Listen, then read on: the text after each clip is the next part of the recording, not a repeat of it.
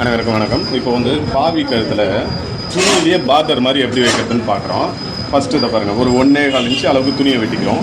வெட்டிட்டு ஒரு பக்கத்தை ஓராடிக்கிறோம், கடிக்க தையல் போடுது. ஒரு மிதி இடம் அளவுக்காவது மடித்து ஓராடி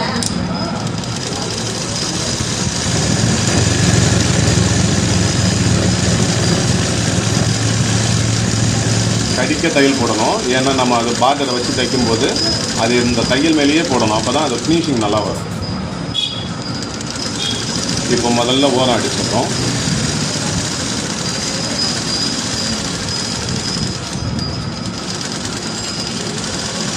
இப்போ ஒரு பக்கத்தை மடித்து ஓரம் அடித்தாச்சு. இன்னொரு பக்கம் இருக்குது. இன்னொரு பக்கத்தை என்ன பண்ண போகிறீங்க, அதையும் மடிக்க போகிறீங்க. ஆனால் அதை மடிக்கும்போது இந்த பக்கத்தில் வாட்டம் மாற்றி இப்படி மடிச்சிங்க. அப்போ தான் நமக்கு அந்த அகலம் பார்வைக்கு அழகாக தெரியும். இதோ பிசுறு உள்ளார போகுது பாருங்கள், இந்த வாட்டம் சரி தானே? ஏன்னா இப்போ நமக்கு இந்த அகலம் கரெக்டாக தெரியணும்ல பார்வைக்கு, அதுக்காக வாட்டத்தை மாற்றி மடிக்கிறோம். அப்போ தான் ஃபினிஷிங்காக ஒரே லெவலில் இதை மடிச்சுன்னு போக முடியும். இப்போவும் கடிக்க தான் தையல், அகலம் மாறாமல் பார்த்துக்குங்க.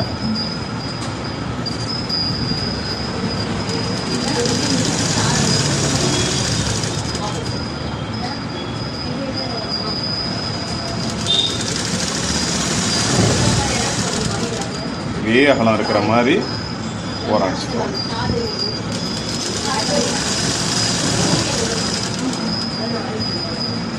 லேசாக கையை லைட்டாக பின்னாடி வைத்தாப்பில் தைச்சிங்கன்னா ஒரு சுருக்கம்லாம் இல்லாமல் வரும்.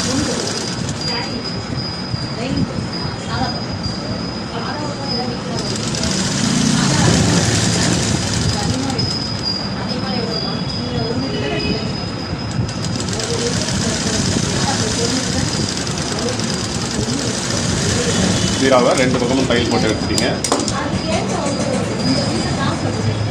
இப்போ தோலில் எப்பவும் போல் லேஸ் வைக்கிற மாதிரியே தான் லெஃப்ட் சைடு தோலை எடுத்துக்குவோம். இதே நீங்கள் இதுவாக வந்துச்சா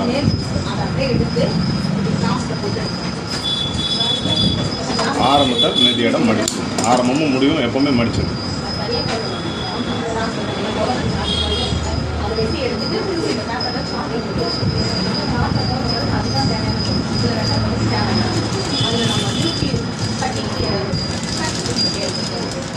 லேஸில் போடுற மாதிரியே நல்ல ஓரத்தில் தையல் போடும். பாடி வெளியில் தெரியக்கூடாது, அதே சமயம் அண்ணாண்ட தாண்டியும் போயிடக்கூடாது. கரெக்டாக ஓரத்தில் வச்சு போட்டுக்கோங்க.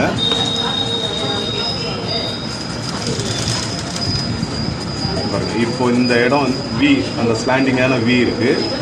அந்த வீயில் கரெக்டாக அந்த மேல் மடிப்பு போய் உட்காரு.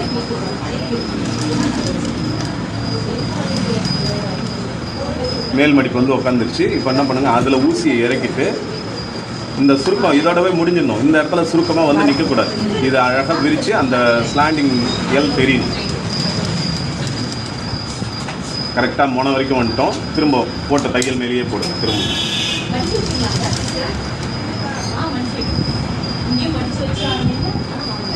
இப்போ இது வந்து கிராஸ், இது இழுக்கலாம் கூடாது. இழுக்காமலே படிமானமாக வச்சு தையல் போடுங்க.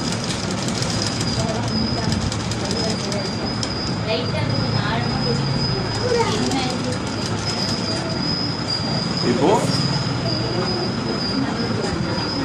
திரும்ப அந்த வியோட மூளையில் வரும்.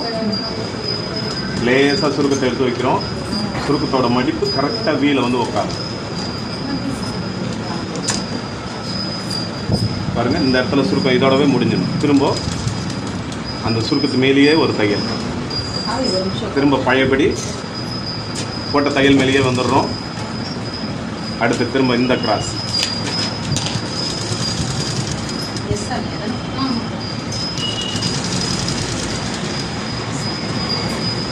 இப்போவும் இந்த மூளை வருது. திரும்ப இதில் ஒரு சுருக்கம்.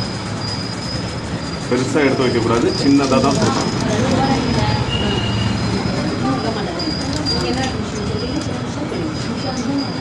அதே மூளையில் திரும்பவும் வரீங்க.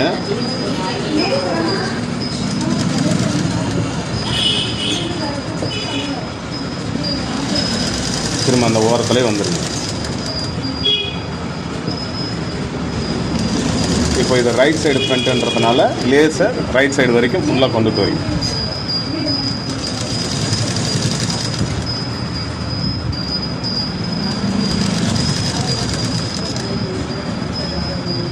இந்த வளைவில் வரும்போது என்ன பண்ணுறீங்க, சின்னதாக சுருக்கம். அந்த வளைவோட ஆரம்பத்தில் சின்னதாக ஒரு சுருக்கம்,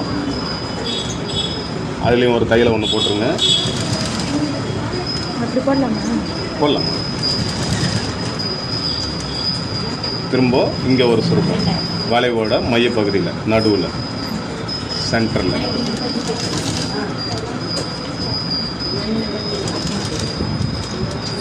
திரும்பவும் அடுத்து வளைவோட முடிவு பகுதிக்கு வரும்.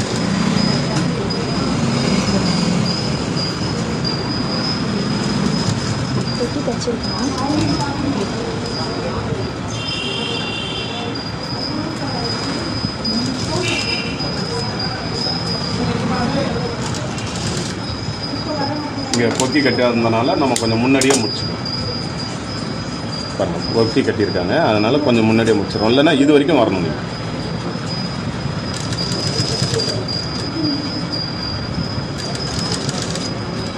இப்போ அடுத்த தையல் போட்டுடலாம்.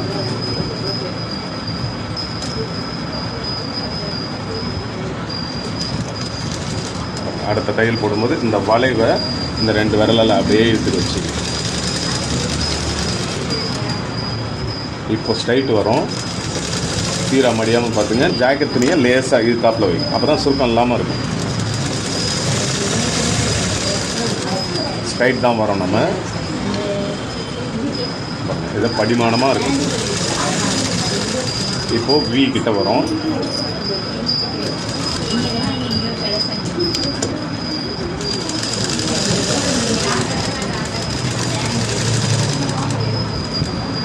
திரும்ப அதே வி இருக்கும். கிராஸ் இது எதையும் இழுக்காமல். ஜாக்கெட் துணி சுருக்கம் வரக்கூடாது.